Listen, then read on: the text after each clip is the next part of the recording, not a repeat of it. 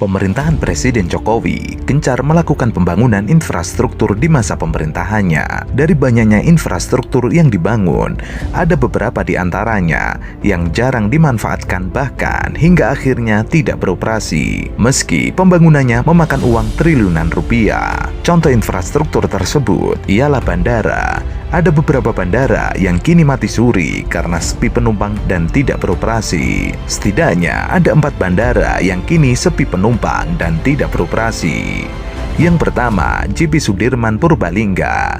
Melihat situs pembelian tiket pesawat, Bandara JP Sudirman saat ini terpantau tidak memiliki jadwal penerbangan lagi. Sebelumnya, bandara ini digunakan maskapai Citylink dengan tujuan Jakarta Purbalingga dan sebaliknya. Namun belum lagi terlihat ada jadwal penerbangan pada platform penjualan tiket pesawat. Wings Air juga sempat menggunakan bandara ini untuk penerbangan dari Pondok Cabe pada 5 Agustus 2022. Namun, rute penerbangan itu kembali ditutup pada 19 Agustus 2022 karena sepi penumpang. Dalam keterangan resmi Kementerian Perhubungan, pembangunan Bandara JP Sudirman menelan anggaran 350 miliar yang dikelola oleh PT Angkasa Pura II. Yang kedua, Bandara Ngloram.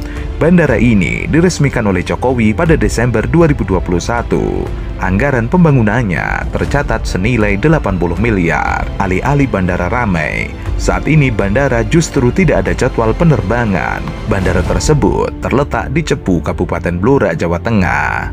Ketiga, Bandara Wiryadinata. Bandara yang diresmikan pada Februari 2019 lalu ini mengeluarkan anggaran sebesar 30-45 miliar. Sama seperti sebelumnya, bandara ini sempat tidak beroperasi karena sepi penumpang. Baru pada Agustus 2022, maskapai penerbangan Susi Air membuka penerbangan dari bandara tersebut menuju Bandara Halim Perdana Kusuma. Meski begitu, penerbangan rute Tasikmalaya Jakarta itu hanya bergantung pada permintaan penumpang. Saya sudah nggak ada, itu sebulan 5-6 M biaya maintenance listrik, air dan sebagainya. Jadi tidak ada pesawat di sana sekarang? Tidak ada, bos. Siapa yang mau ke situ? Katanya untuk haji. Haji terus mau asramanya di mana? Kan nggak ada asramanya. Dari Bandung, jauh, bos. Sekarang Cisumdawu udah mau buka, kemarin longsor. Karena saya sudah bilang waktu lihat ke sana, itu dia memotong bentang alam, bukit itu dipotong. Itu pasti longsor. Saya udah bilang, tolong diturap, diketanemin. Longsor sekarang. Oke, nah itu bandara sudah ada tahun berapa itu? 4-5 tahun yang lalu kan? Iya. Tapi kan nggak ada. Saya ke sana 2-3 kali, saya pusing, nggak ada yang nambah. Jadi nggak ada pesawat di situ? Nggak ada. Kan bandara internasional sebesar itu? Iya, dulu dipaksa oleh Menhub, pesawat situ. Lion, Garuda. Cuman tahan nggak sampai sebulan lah. Orang nggak ada orangnya 4 orang, 5 orang. Siapa mau bayar aftur? Yang paling lama bertahan, Citylink, akhirnya cabut. Di situ udah dikasih bis gratis dari Bandung. Tapi orang Bandung nggak mau naik bis Damri itu. Kenapa? Karena bukan Mercedes, bos. Lo itu terang-terangan bicara, saya wawancara kok. Damri juga baru dibayar mungkin akhir tahun. Jadi perencanaan inilah yang saya kritisi. 4. Bandara Kertajati Majalengka. Bandara Internasional Jawa Barat Kertajati Majalengka dibangun dengan dana jumbo hingga 2,6 triliun dan diresmikan 24 Mei 2018. Luas area bandara ini merupakan yang terbesar di Indonesia setelah Soekarno-Hatta. Sayangnya, bandara ini berhenti melayani penerbangan reguler berjadwal pada Juli 2019 karena sepi penumpang. Nah, infrastruktur ada, tentu tidak dibikin asal cepat. Yang sekarang ini asal cepat, kereta cepat. Udah molor berapa bulan, cost overrun-nya tinggi sekali. Dan belum selesai sampai hari ini, saya masih membantu. Karena padahal saya orang paling keras mengkritik kereta cepat, tapi ketika APBN masuk, saya harus bantu nanti selesai. Dan itu rumit sekali. Nah, dan tidak diperlukan oleh masyarakat. Masa sih nggak diperlukan, bro? Sekarang gini, stasiunnya di Halim. Kau dari sini ke Halim berapa? Sejam? Kalau macet? Oh bisa ya. Nah, Halim ke sana. Itu stasiunnya di situ? Stasiun pertama. Dia tidak connecting dengan yang Tanah Abang atau yang di Manggarai ya? Enggak. Harusnya tadinya di Manggarai asalnya, waktu Jepang. Dari Halim, kau ke Padalarang. Padahal kamu ke Bandung kan? Iya. Tapi kau berhenti. Masih jauh kan? Ya masih jauh, tapi berhentinya di Padalarang. Kenapa begitu? Nah, tanya Pak Luhut.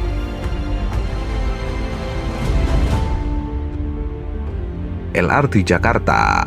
Proyek yang dikerjakan badan usaha milik daerah Provinsi Jakarta ini juga dituding masih sangat sepi. Padahal proyek itu dibangun dengan anggaran cukup besar, sekitar 6,8 triliun.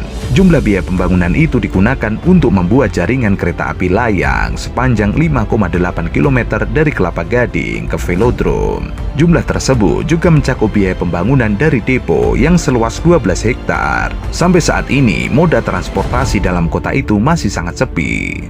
PT LRT Jakarta mencatat rata-rata jumlah penumpang di semester 1 2022 mencapai 1.400 sampai 1.500 penumpang per hari. Padahal, satu rangkaian LRT Jakarta dapat menampung penumpang maksimal 270 penumpang per satu rangkaian LRT sendiri dari 2 kereta dengan kapasitas maksimal 135 orang. Rute yang pendek dinilai banyak kalangan menjadi masalah utama sepinya LRT Jakarta. Dalam catatan, walaupun operasinya sepi di fase pertama dengan rute sepanjang 5,8 km, LRT Jakarta akan diperluas jaringannya. Proyek ini akan dibangun fase berikutnya dengan rute stasiun Pegangsaan 2 di Kelapa Gading menuju stasiun Jakarta International Stadium. Model yang dibutuhkan untuk proyek ini kira-kira sebesar 7 triliun. Bakal ada 6 stasiun, yaitu Britama, Arta Gading, Sunter Timur, Gelandang Remaja, Sunter Barat, dan berakhir di J sepanjang 8,2 km.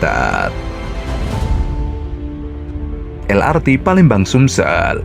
LRT yang mulai beroperasi sejak tahun 2018 ini disebut-sebut masih sepi.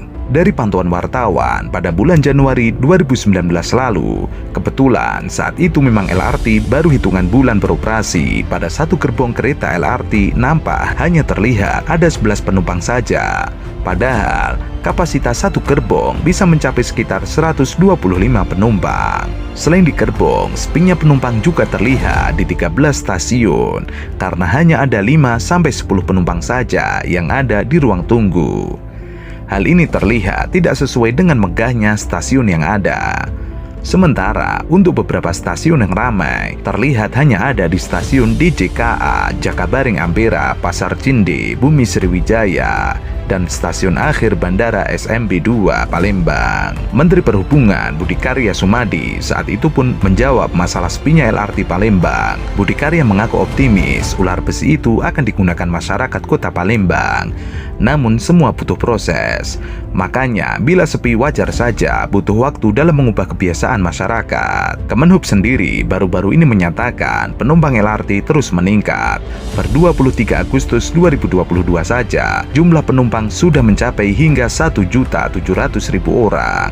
Jika rata-rata penumpang harian bisa konsisten, maka hingga akhir tahun diproyeksikan jumlah penumpang LRT bisa melebihi masa sebelum pandemi, yaitu sebanyak 2,7 penumpang. Nilai investasi LRT Palembang sendiri sebesar 10,9 triliun. Jumlah itu turun dari nilai awal yang sebesar 12,5 triliun rupiah. Ya, ditetapkan di Padalarang. Tidak ke Tegaluar. Tegaluar itu deponya saja. Ya kau bisa ikut sampai depo bisa. Tapi turun Padalarang. Siapa yang mau naik? Orang nenteng bawa anak, bawa koper, bawa dus mie instan, nunggu angkot atau nunggu kereta lokalan. Kan lama, bos. Kayak kereta bandara, kan juga tidak ada yang naik karena konektivitasnya nggak ada. Ada tapi lama. Mending naik taksi depan pintu terminal. Kereta bandara belum efektif ya? Nggak ada yang naik, bos, karena kereta bandara yang di dalamnya itu bukan di dalam terminal, tapi di luar terminal. Coba kau ke bandara internasional, sebut saja, kau kan juga traveler. Tapi aku nggak pernah pakai, Mas. Ya kalau pakai, masa nggak pernah pakai? Belum pernah pakai. Yang yang di sini? Yang di sini. Ya nggak tahu kau di luar negeri. Wah, di luar. Wah. Nah, kan kau pakai Efektif, Bos. turun, kau bawa boarding pass. Iya. Naik kereta ke terminal mana? Iya, betul. Kau di sini kan, kau turun, naik kereta itu muter. Baru check-in, terus kau jalan kaki. Iya.